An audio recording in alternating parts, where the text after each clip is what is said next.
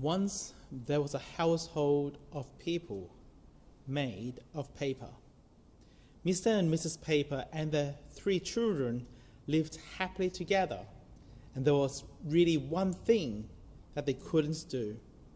The little girl who made them had said, "You must not go out in the rain. You aren't waterproof. You are made to stay dry." One day, the Paper family was listening to the radio, and what do they hear? Singing in the rain. They thought about how nice it would be to go walking in the mist and the rain. They took umbrellas. They're sure that they'll be fine. Of course, they weren't fine at all. The water splashed on them here and there, and before they knew it, they had become stained and soggy. And life was never the same again. That little girl had been right. Paper people just weren't made for the rain. In Genesis 3, the first man and his wife did something that they weren't made to do. They rebelled against God. The Bible calls this rebellion sin. Today we're going to see the first sin, the first act of rebellion against God in our history. We will see that Adam is our champion who defied the Creator's order. Last week we talked about how God created the heavens and the earth. We used this picture to describe creation. God is the creator and we're the creatures. God created the world. Everything that God has made was perfect. In this perfect world, God gave man a command. If you have your Bible there, and I hope that you do, open up with me to Genesis chapter 2, verses 16 to 17. And if you're grabbing your Bible, make sure you grab a pen and paper as well. Genesis chapter 2, verses 16 to 17. And the Lord God commanded the man, "You are free to eat from any tree of the garden, but you must not eat from the tree of the knowledge of good and evil.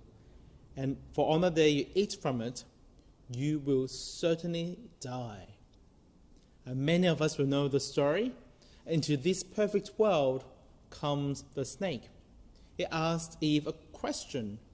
Did God really say you can't eat from any tree in the garden? A simple question, but also a sneaky question. First, he twists God's word completely. God said that they are free to eat from any tree in the garden.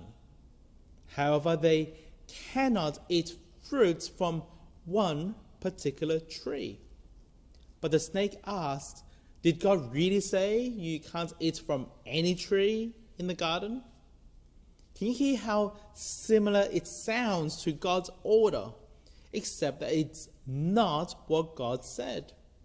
The snake knew what the Lord God has said, and then he completely distorts it. Let's see how Eve responds. The woman said to the serpent, "We may eat the fruit from the trees in the garden, but about the fruit of the tree in the middle of the garden, God said, you must not eat it or touch it, or you will die." She's close, but she makes a mistake. Did you notice it? She said, God said, you must not touch it. But as far as we know, God didn't say no to touching it. Eve is like the prey who is slowly but surely being ensnared. The snake then goes in for the kill, so to speak. You will certainly not die. Here the snake deceives Eve by contradicting what God has said. God says that they will surely die, but the snake says that they will surely not die. He also said that when Eve eats it, her eyes will be opened and she'll be like God, knowing good and evil. In effect, he's saying, God really doesn't love you. Otherwise, he would have told you about what this fruit really does. The snake is saying, don't trust God, trust me. Don't follow his orders, follow mine. We don't need to follow his order for the universe. We can create our own. So says the snake. Can you see what the snake did? He distorts God's word. He deceives the woman, leading the woman to doubt whether God loves her. What does the woman do? She takes the bait and falls right into the snake's trap. She defies God. Look with me at verse 6. The woman saw that the tree was good for food and delightful to look at, and it was desirable for obtaining wisdom. So she took some of its fruit and ate it. She also gave some to her husband who was with her, and he ate it. The man was right there beside the woman, but instead of telling her to stop, he defies God's order with her as well. What happens when they defy God? Verse 7. Then the eyes of both of them were opened, and they knew they were naked. So they sewed fig leaves together and made coverings for themselves. The snake said that when they eat the fruits, they will surely not die. Their eyes will be opened. They will be like God, knowing good and evil. What happened now after they ate the fruit? Well, they didn't die straight away. Their eyes were opened. Was the snake right after all? Wasn't there some truth to what the snake has said? Yes, there was. There was some truth to what he said. But the problem was that it was a half-truth. It wasn't a complete truth. The snake told a half-truth about what will happen when they defy God. And as the famous Anglican theologian J.R. Packer once said, a half-truth masquerading as the whole truth becomes a complete untruth. This is what happens here. The snake told a half-truth, a complete untruth that's led to devastating effects on all of God's creation. After they realized that they had sinned against God, the man and the woman were covered with shame. Before they've sinned, they were naked and felt no shame. But now that they've sinned, they realized that they were naked and they felt ashamed. They felt vulnerability. They wanted to hide. They wanted to hide their vulnerability from each other. But they also want to hide it from God. They didn't want to be naked before God. They've lost their innocence before God. They felt shame before God. Because of Adam's and Eve's defiance against God, they were unable to love God in the same way that they've had since the beginning. They hid from God. Ever since then, every man and woman, every boy and girl had also hid from God. By default, we don't want to have a relationship with God. Our rebellion against God, our denial of God, keeps us from loving him. And that's what sin is. God is our creator, and as creatures, we should worship him and obey him. Sin is us denying who God is. To love our creator is to obey him. But like the first man and the first woman, they disobeyed God, and we also fail to love him. The very thing that God created us to do. God created us to love him, and we have failed. We fail because we sin. Romans chapter 3 verse 23 says this. Romans chapter 3 verse 23. Again, if you have your Bible there, I'd love you to open up to it. For all have sinned and fall short the glory of God, of the glory of God.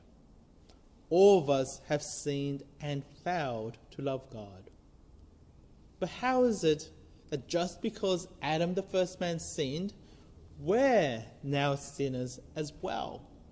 Why is everyone now a sinner? Because Adam has sinned.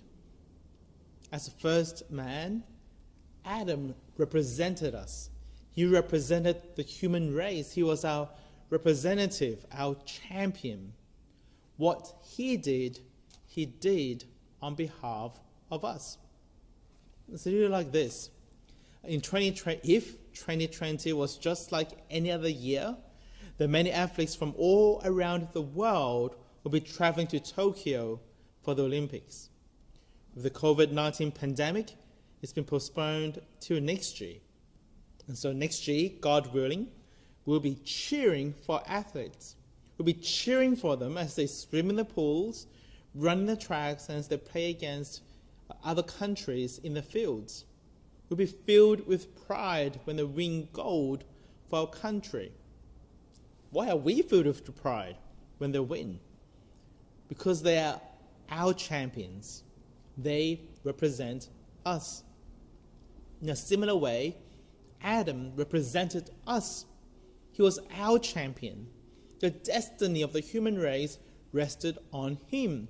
If he wins, we win. If he fails, we fail. And sadly, he failed. Because our representative failed, we all failed. We share in Adam's sin. Like Adam, we fail to love God. We're unable to love God. More than that, we're unable to love one another. Our sin against God causes us not only to hide from God, but to hide from one another as well. By default, we don't want to love one another. Not only do we keep away from one another, we also harm, we even kill one another. Sadly, we don't need to look very far to see the hatred the people of our world have against one another. Just turn on the news, look at the internet, log on to Twitter, and we'll see the hate. Left to ourselves, we're incapable to truly love our neighbor, no matter how hard we try.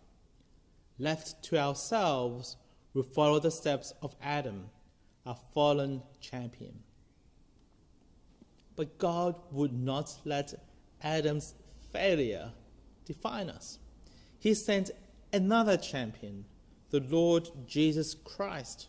Look with me at what the Bible says in Romans chapter 5, verse 17.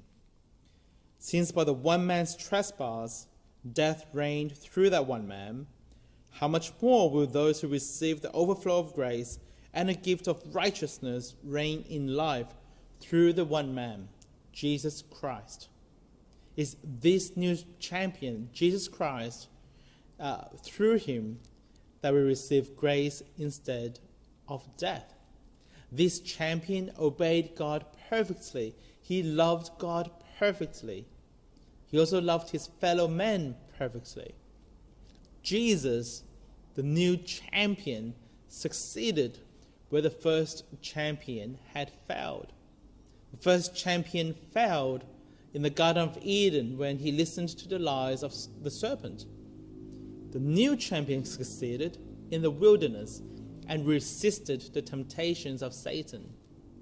Whereas Adam was the champion sinner, Jesus is the champion saint. The hope of our humanity now rests in Jesus, the new champion. It's only as we come to Jesus that we can truly love God as he wants us to. It's only as we come to Jesus that we can truly love our fellow men as God wants us to. It's only in the Lord Jesus that our rebellion against God, our sin against God, can finally be dealt with.